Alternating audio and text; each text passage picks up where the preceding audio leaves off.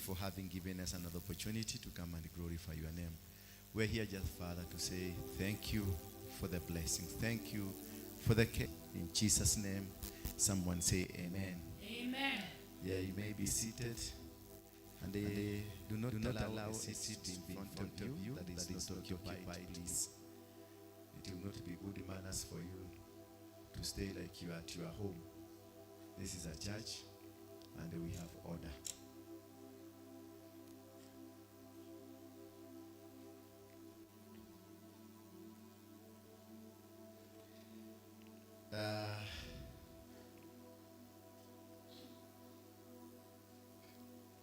Thank you. I hope you are doing well. Are you doing well? Good afternoon. Say good afternoon to your neighbor on the immediate left, and a good afternoon to your neighbor on the immediate right. Mwambie karibu sana kwa ibada saa saba ambazo tumekuwa nazo kila siku. We've been having them. Mwambie tumekuwa hapa, and they will be here. It is now full blown ministry. Bwana asifiwe sana.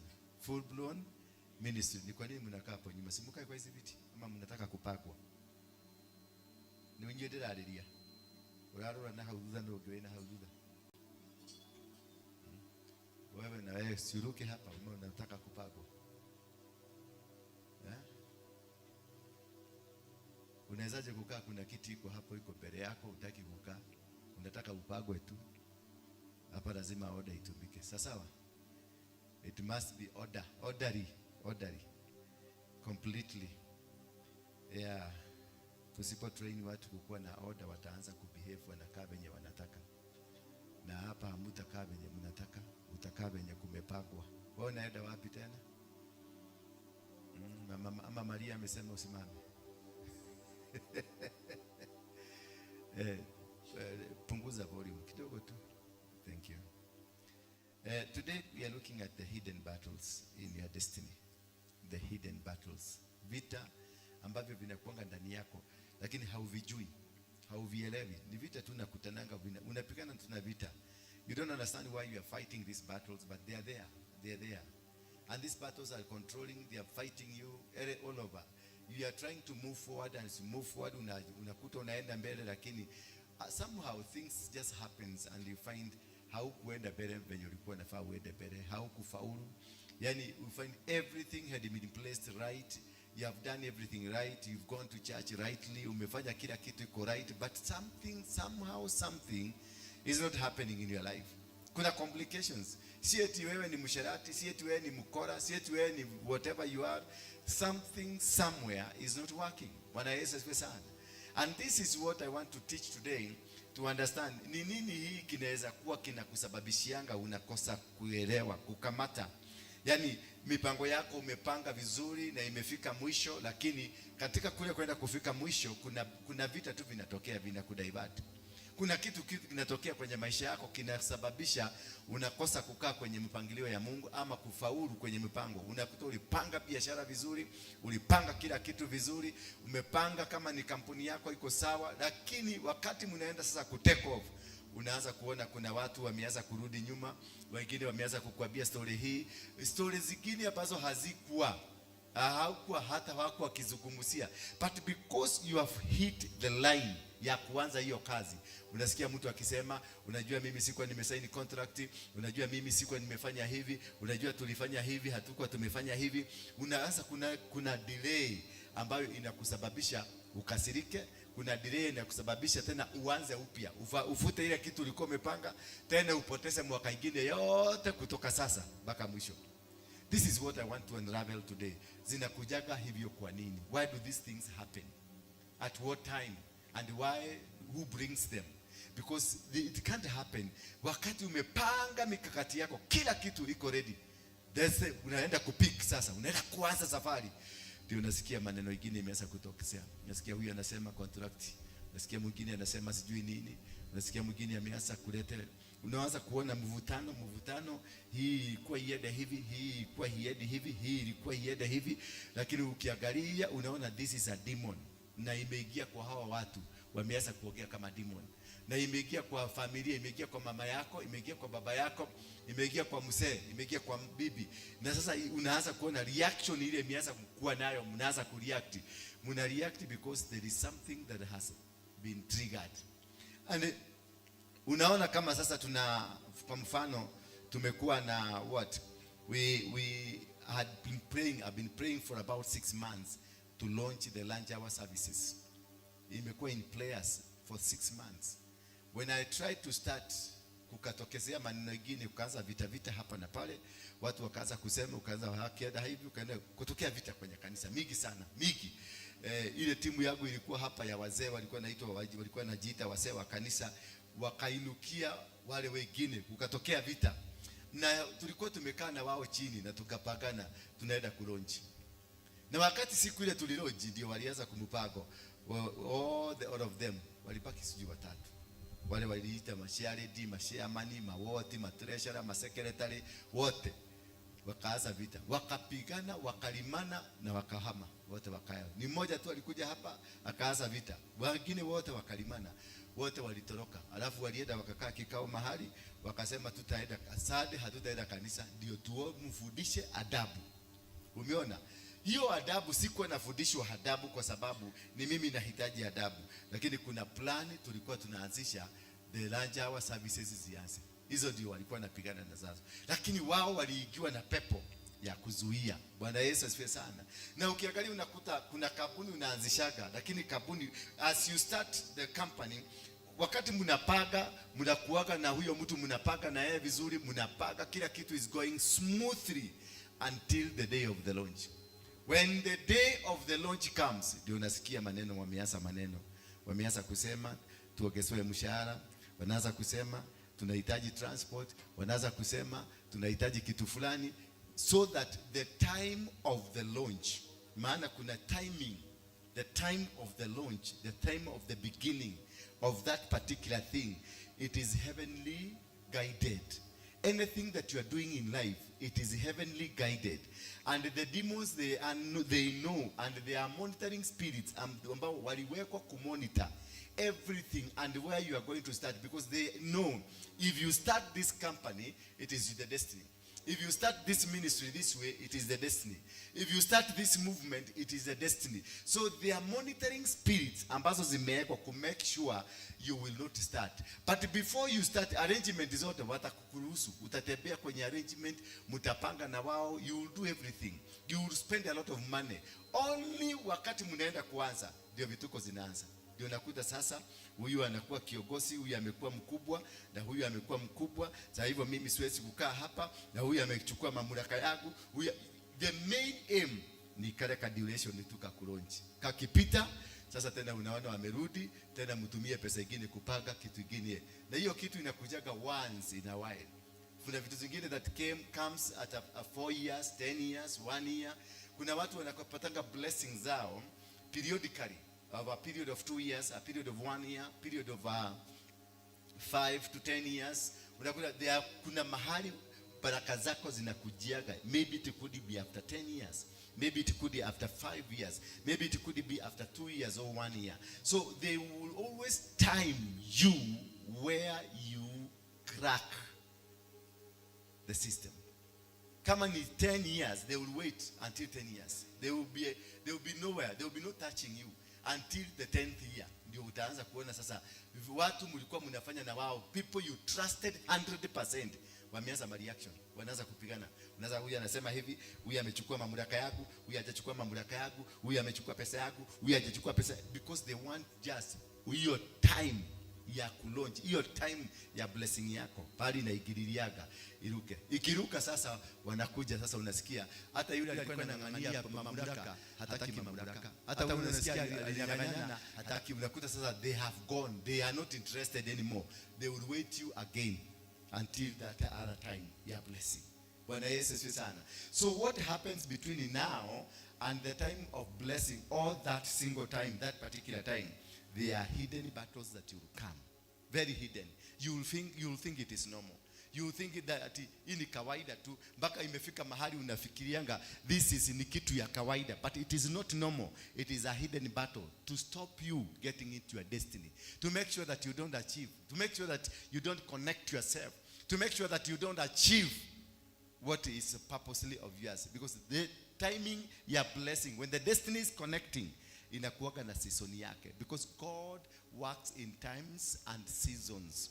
Bwana Yesu asifiwe sana. So you must be within the timing of God, the season of God, and the place where God wants to bless you.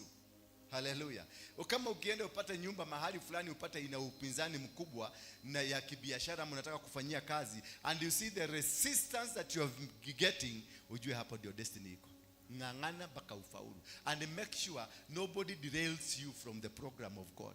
Nobody derails you from the achieving what God has planned for you. So that is the what you'll be able to monitor. Ukiona Margaret amekuja na ameanza dogodhogo, unataka understand this is maybe the reason, because when God is about to bless you, utaanza kuona watu wanakuja. Mostly they are your friends, the people you trusted at work, the people you trusted for management, the people you trusted for systems ambazo unataka kufanya. Kama ni praise and worship team, unakuta the people you trusted here, utakuta ndio wanaanza vituko, ndio hiyo isipik. Unakuta kwingine kama ni pasoro, unakuta the people you trusted for the move, unakuta sasa ndio wameanza vituko. Unakuta kama ni biashara, the people you put as managers, hao ndio wataanza vituko, na watakudhogodha, watakudhigidha, watakuchokora mpaka kichwa usikie imepasuka. Kama usipokuwa mwangalifu, watafanya uruke, na ukiruka hiyo basi utakoja miaka ingine 5, miaka ingine 6. So ni muhimu sana, ukiona wameanza kukuchokora, waweke kado. They are not part of the system.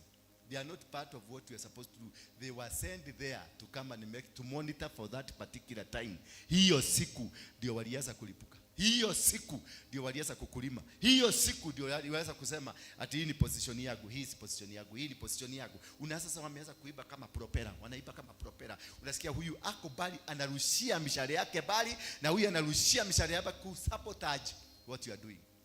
Unajua hawa ni watumishi wa shetani, wametumwa wakuja kudelay tu that particular time.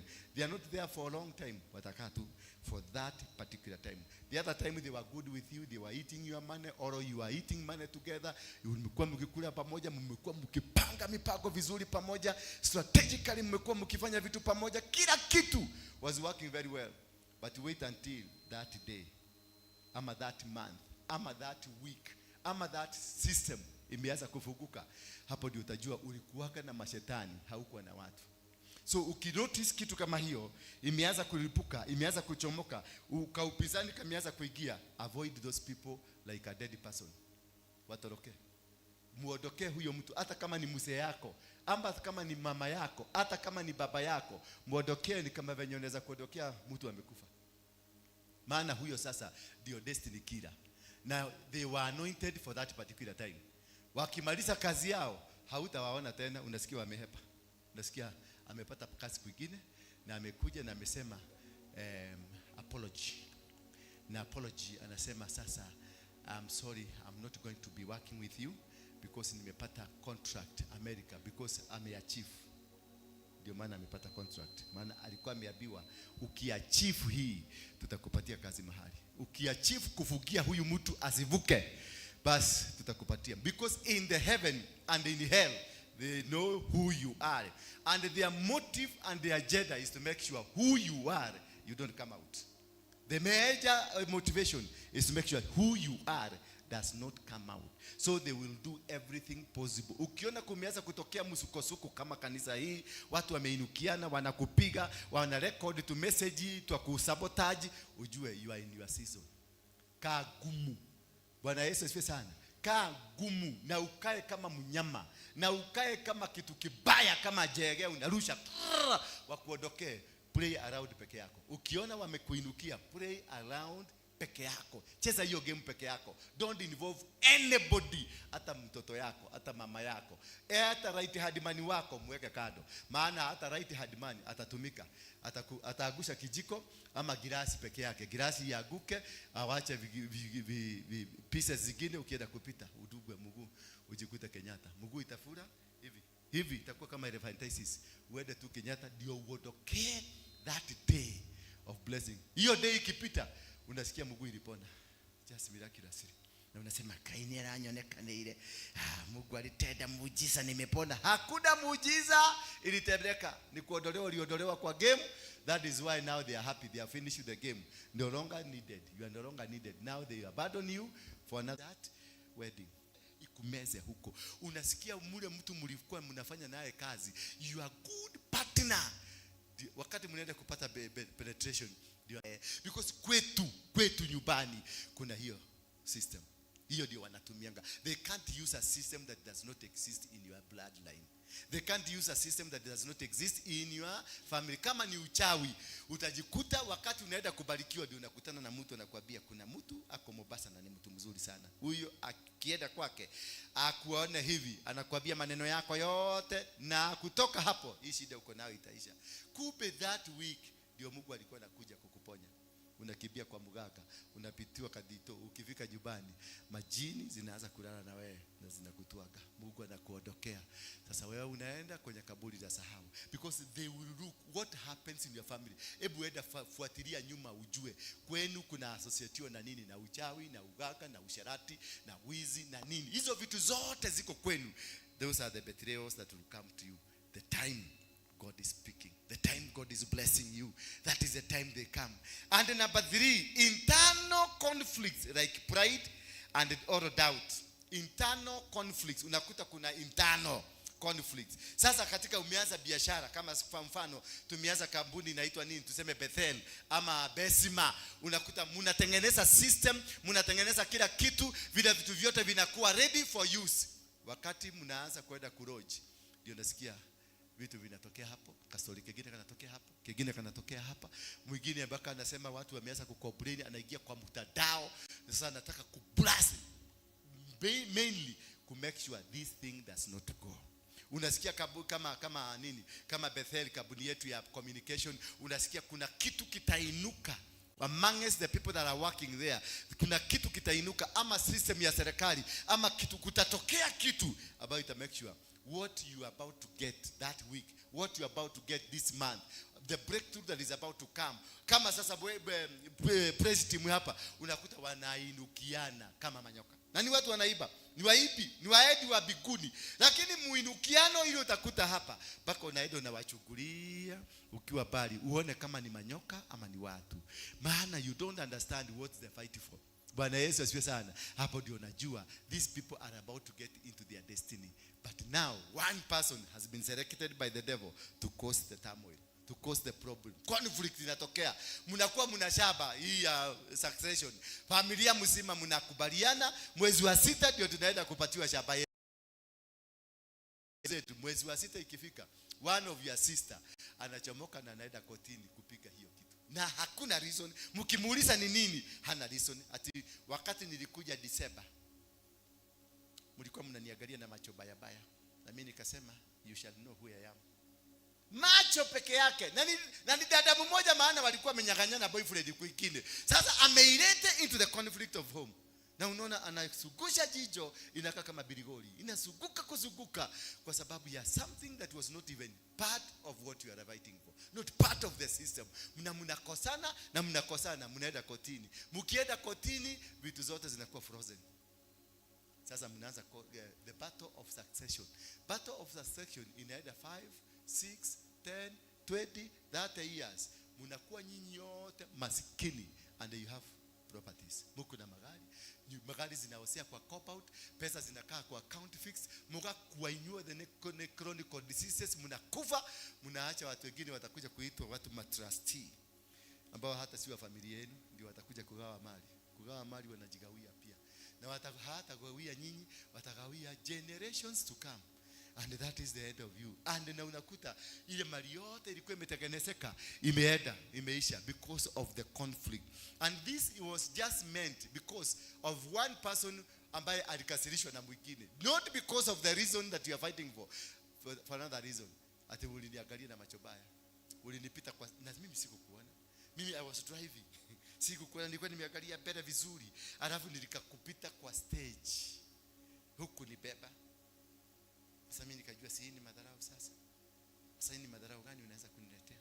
yani unadiga farafara todo ni koroko na gari unaitwa no tukagia situ, but you have to learn a lesson. You learn a lesson in a bitter way. Na unakuta sasa mpaka anatikisiza, alafu ni yule anakuweka na manyama zingine akitikisa, sasa you have to learn a lesson in a bitter way. And the problem inaanzia hapo, na familia mzima inapata na problem, the conflict, because of our destiny, because that thing was meant to help kila mtu abarikiwe, because that was the intention of Guka, that was the intention of Daddy, that's the intention of your mother, for everybody to be successful. Unakuta conflict zimeingia, na zikiingia unakuta kila kitu. Ndio nakwambia, ukipata conflict ama kitu kimeingia na uone huyu ndiye analete, jaribu sana avoid. Usikubali kuingia kwa conflict. Usikubali wa kuikalisha chini, wakwambia ukitaka tufanye hivi lazima ufanye hivi. Me, I can't. I will chase all of you. Na niende nitafute watu wengine. Because I am the vision bearer. Bwana Yesu asifiwe sana. Mwambie mwenzako, I am the vision bearer. I am the one that has the vision. You are just but a vision carrier. Hallelujah. You are a vision carrier. And there are many people out there who are vision carriers. Hallelujah. Sio ati ukuja sasa uweza kutetea nyefu ati kwa sababu yeye ni pastor hapa uniletea. I'm the vision bearer. Mimi ndio nimebeba maono. Wewe ulikuja kusaidia maono. Na nikiona umeanza kupigana na hiyo maono, utakanyaga barabara pale kubwa. Na kesho utakuta kuna pastor mwingine anahubiri kama wewe ama vitana vizuri kukuliko. Na ukikuja na kwambia kuja kwa ofisi tukunywe kachai. Na hata siwezi kukukumbusha ulikuwa pastor hapa. Siwezi kukukumbusha. Na narudi mfuko na kupatia kama 1000 ngapi?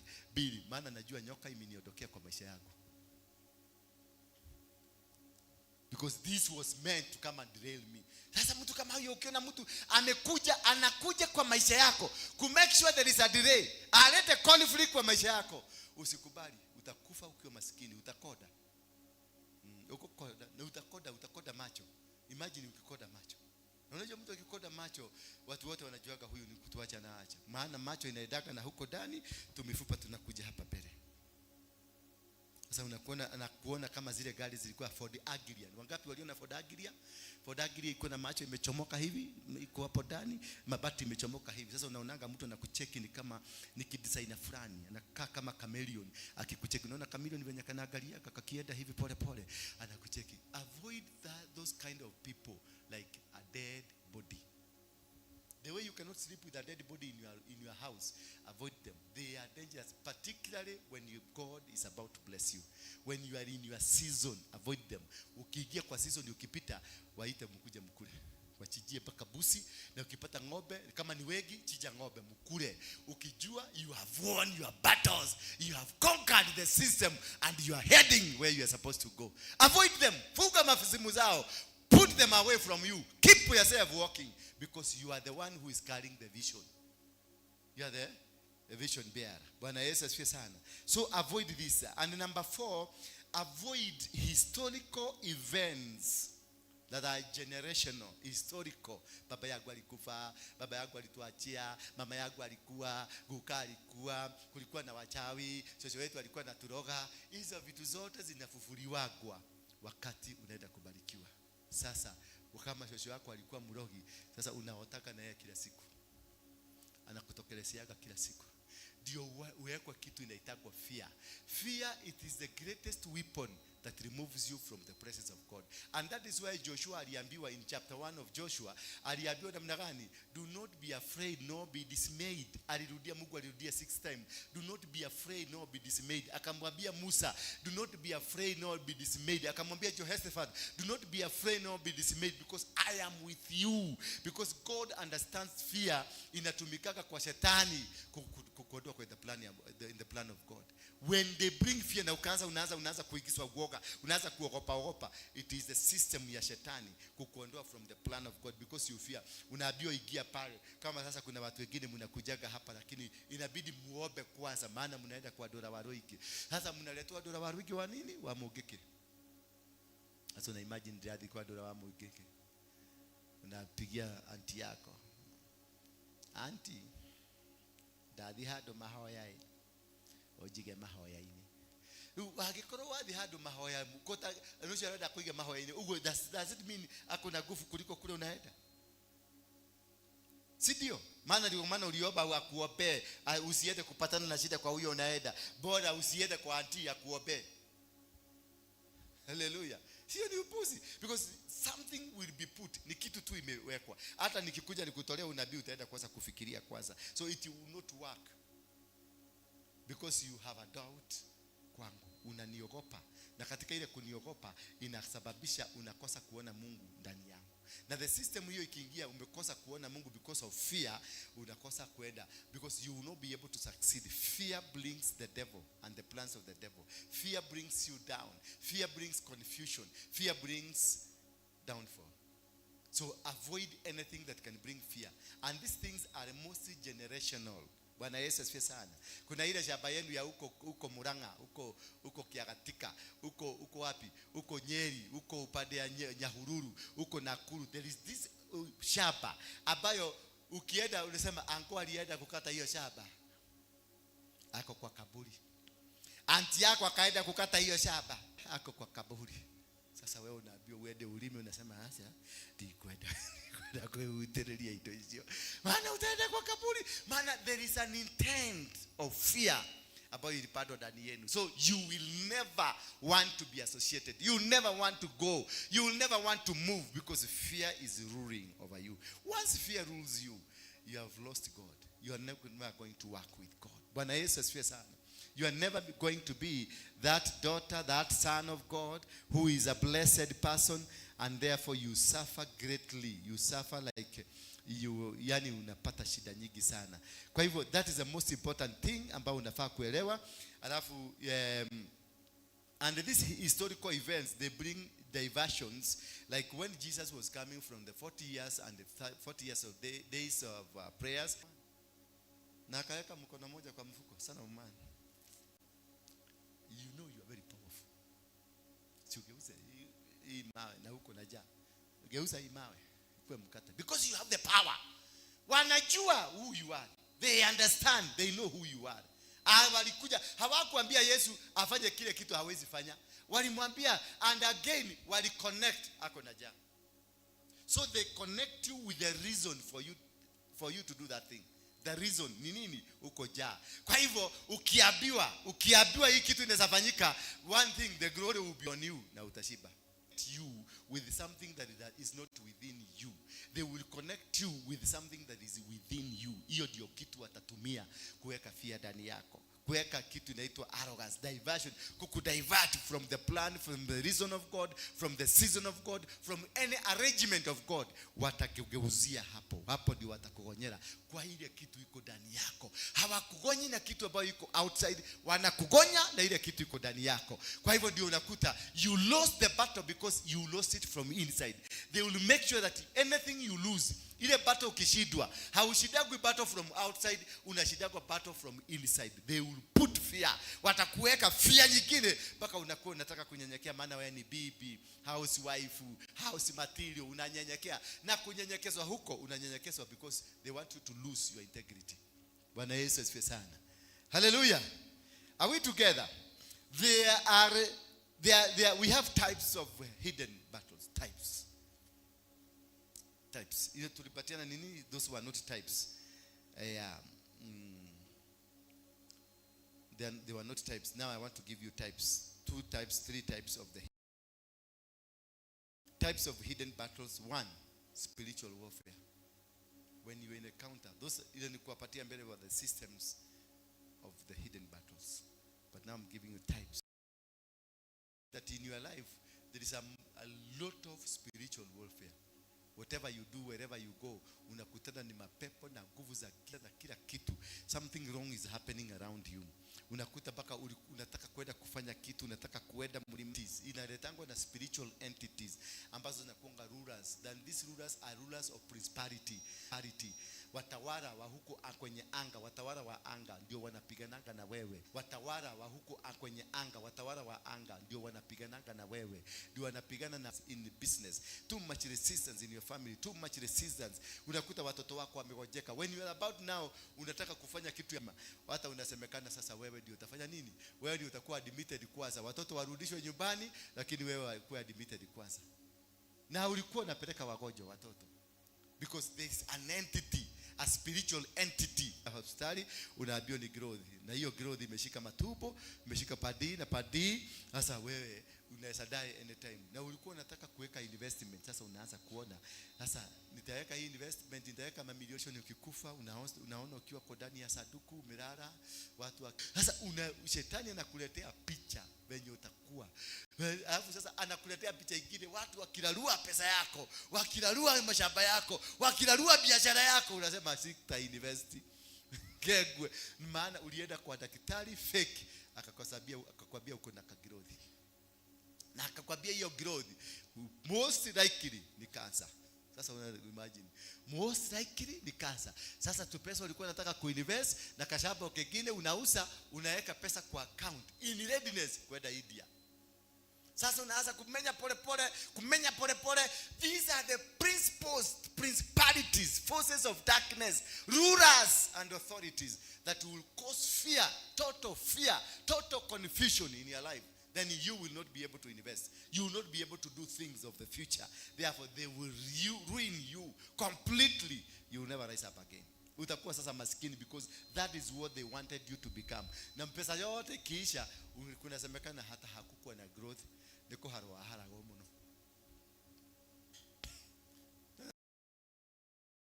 Pia pesa yako sasa unaanza zero. Na watu wote walikuchukulia ukitumia pesa. Na watu wote walikuambia ndoige kama dhidho, ndoige kawira, siuweke ka biashara, walikuambia. Sasa wakati pesa na pesa, wakati akili zinataka kurudi, ni wakati zilikuwa milioni 10, wakati zimebaki 1500, ndio akili zinarudiki nyingi na mipango mingi. Unajaribu sasa, unaenda na koboa kwa kioski, unaenda kukoboa kama sikia wakisema mimi ninakuaga na bipolar. Ndio kule ka bipolar. Bipolar by the way ni nini?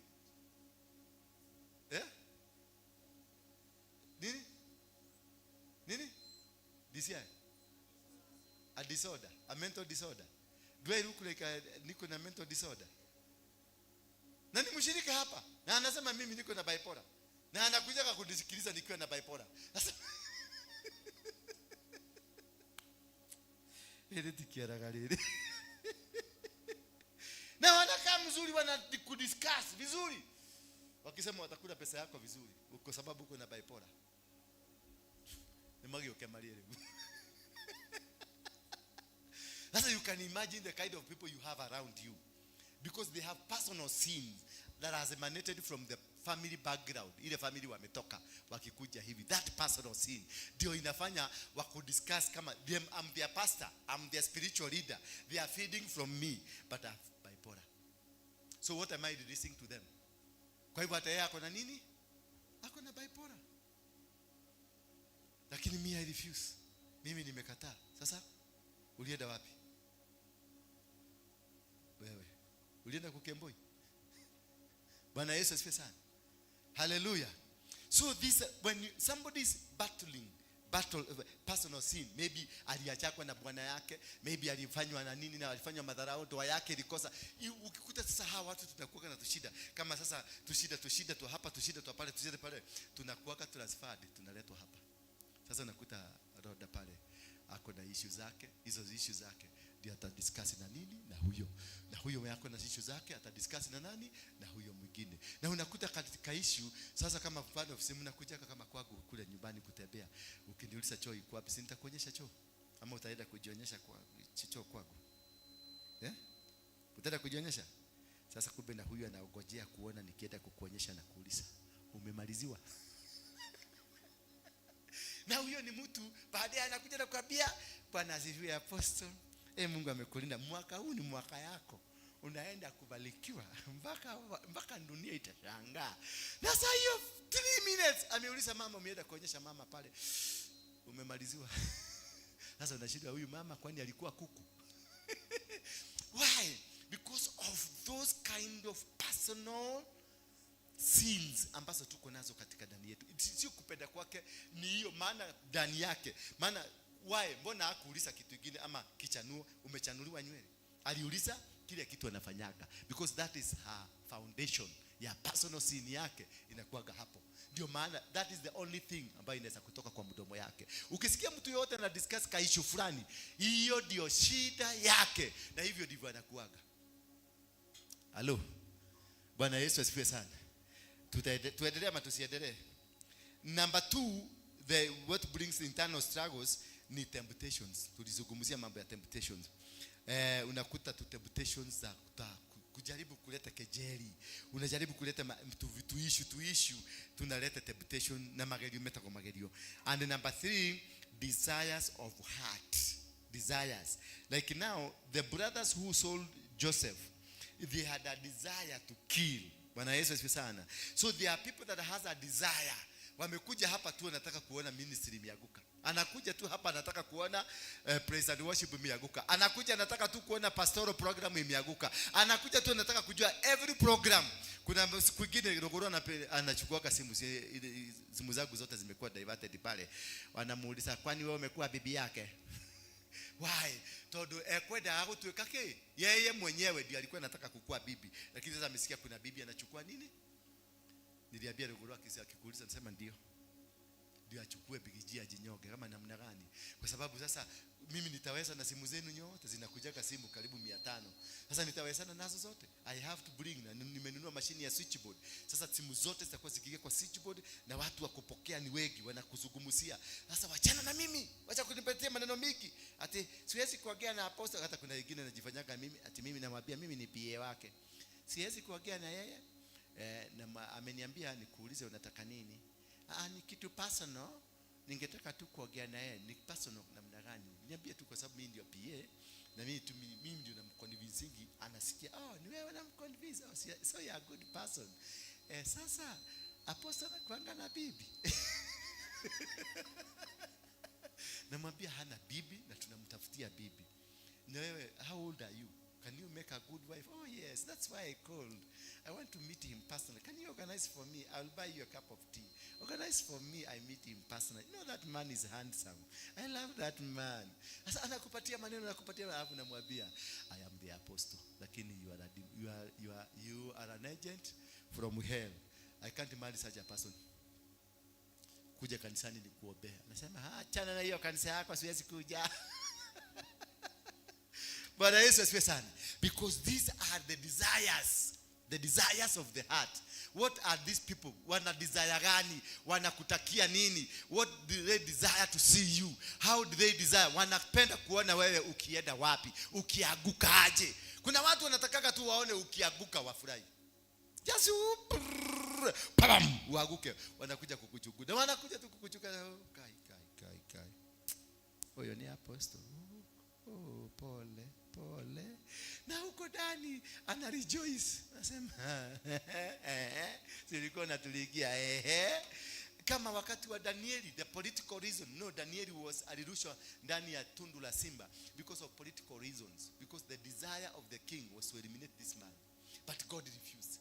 When they have a long desire about you, God will always come and rescue you. God will always come. So have the contrite, a heart that is right, a heart that is genuine, a heart that is peaceful, a heart that is caring, and God will always protect you, will fight for you, will cover you. Wherever you go, whatever you do, God will be with you. Quickly, because now time is not on our side. And then number 3, the types of what? The types of hidden battles, satanic schemes. Satanic schemes. These satanic schemes are Satan's effort to destroy lives and thwart God's purposes.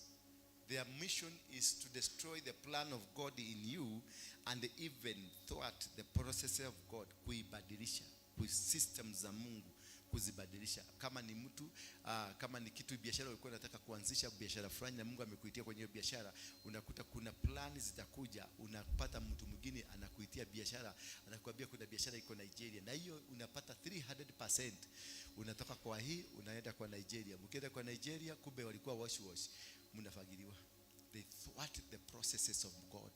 They change, they divert you from the plans of God. The moment they divert divert you from the plans of God, whatever you are planning to do, then from there you will not be able to stand, you will not be able to move, you will not be able to do things, because you have already been removed from the systems of God. So it's very, very important for you to remain constant on what? Kile kitu ulionyeshwa, hata kama ni kadogo, remain there. Hata kama hakaleti mapato makubwa, remain there. Hata kama tu inakupatia chakula ya kukula siku hiyo ama wakati huo, remain there until the next move of God. Because when God anapanga kukubariki, when God is blessing you, when God is taking you to places, he will teach you, he will take you through a process of learning. He will take, kama sasa wakati niliingia kanisani, I've been taken through a process of learning about the church. Ndio nikaanza kujua kumbe kanisa ndio shetani anakaaga. Me, I used to think shetani anakaaga kule nje. Until now nikakuja kujua shetani hakaagi kule nje. He is more active in church than out there.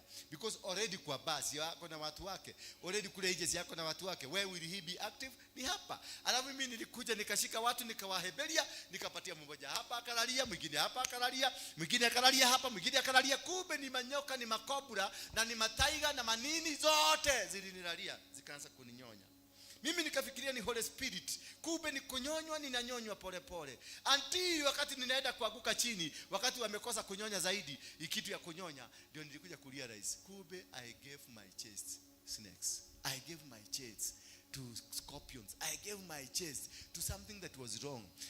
Why did I do this? It was not intentional. I just thought, I am in the presence of God. I am in the sanctuary of God. Kumbe that is sanctuary. That is where the devil is more active than out there. Bwana Yesu asifiwe sana. So you find most of the things that we do in life, it is because we made some mistakes. We misunderstood people. We misunderstood systems. We misunderstood things that were happening around us. That is number 3. There are things, there are type of spiritual warfare that a type of hidden battle inaitwa post-answer battles. Post-answer. This battle, they come after God has answered your prayers. They don't come until God answers your prayers. When God answers your prayers, sasa ulikuwa naomba Mungu akupatie pesa, umepata pesa, sasa unakuta bibi ameanza kuleta shida. Maana sasa umekuwa busy, unaenda kufanya kazi, unafika saa 6 usiku, saa 5 usiku, bibi anaanza kusema umeanza kwenda kwa maraya. Mungu amekupatia kagari, umenunua ka taxi, nika usiku. Bibi anaanza kuleta. These are post blessing, blessed era. After you have been blessed, after you have received the blessings, there are the demons who will come to scatter, because wale waliambiwa wazuie usipate wameshindwa. Sasa kuna wale wanakujaga baada ya wewe kufanya nini? Kupata, kungangana na wewe, kukupiga. Na wanakupiga mpaka hiyo mali yote ulipatiwa inakosa kukusaidia. Mpaka hiyo blessing ulipatiwa. Wala wengine wanakuja, unaanza kusema umenunua Range Rover, umenunua Prado, umenunua shamba, umejengea mama yako, umejengea, maana ulipata pesa. Sasa watu wanasema huyu ni wa devil worshiper. Alafu bahati mbaya katika familia yako shosho akufe ama guka akufe. Yanamune yanile. Bwana Yesu asifiwe sana. Sasa unakuta kila mtu anakuondokea. Kila mtu anakuondokea. Ukienda kusalimia mtu unaona mtu anakaa, ndikwenda kuthi. By the blood of Jesus, I refuse to go in the these are post what? Post what? Post answer battles. They come after you've been blessed. So because I know you are going to be blessed, sema amen. Hiyo najua mtasema kubwa. Because I know you are going to be blessed, be careful of the posts answer battles. They are dangerous. They will cause you not to eat. Utakuwa na kila kitu, utakuwa na everything around you, but you are not going to eat because they will destroy you. Hallelujah. May God bless you. Tusimame kwa miguu yetu na mulete sadaka zenu hapa. Are we blessed? Kabisa kabisa. Now no, this evening we are going to have Bethel Clouds TV, empowering lives.